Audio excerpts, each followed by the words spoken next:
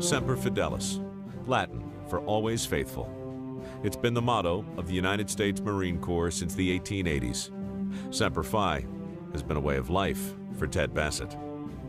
As an infantry officer in the 4th Marine Regiment, 6th Division, he fought in the Battle of Okinawa and received the Purple Heart. Later, he was among the first Allied forces to land on Japanese shores. Returning to civilian life, Mr. Bassett served as Kentucky's Deputy Director of Public Safety and the Director of the Kentucky State Police, on whose watch Trooper Island was established as a cost-free summer camp experience for underprivileged and troubled youth. In 1968, he began what would become a 40-year career in the world of thoroughbred horse racing by joining the Keeneland Association, where he ultimately served as president and chairman of the board. For almost 10 years, Mr. Bassett served as the president of the Breeders' Cup.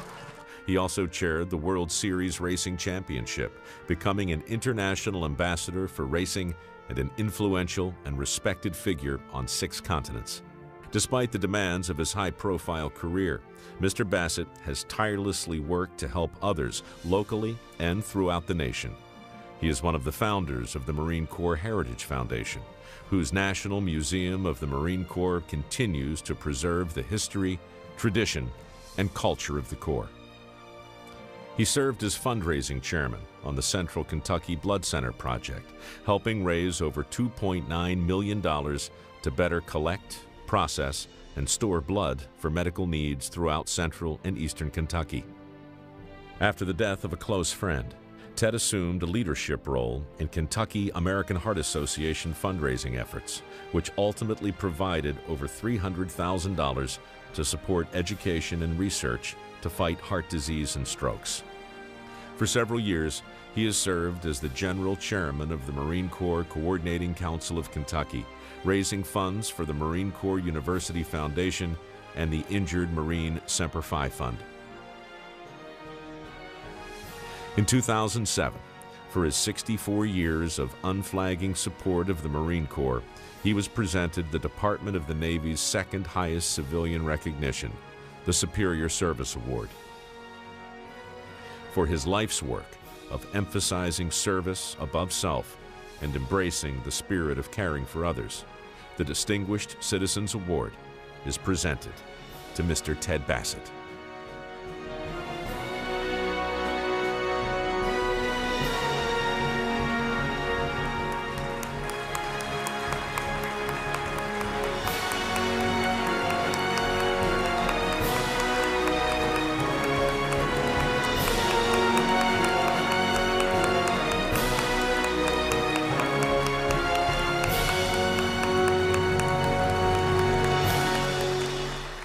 As I look across this room, I have a real uncomfortable feeling of why I'm here.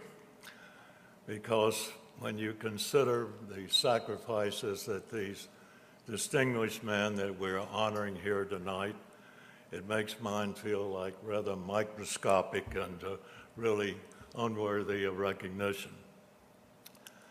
But I'm deeply appreciative, of course, as you would expect, of any of us having the good fortune to be up here this evening and be able to be present in this evening where you're celebrating the 150th anniversary of this very esteemed society.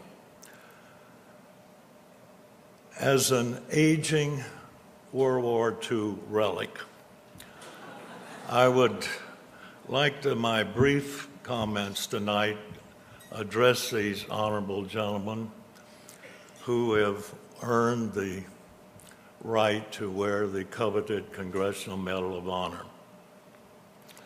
Having read the commemorative Medal of Honor book outlining all of the exploits and acts of bravery of these gentlemen, it's really hard to really comprehend the sort of gravity of their challenges and the severity of their risk.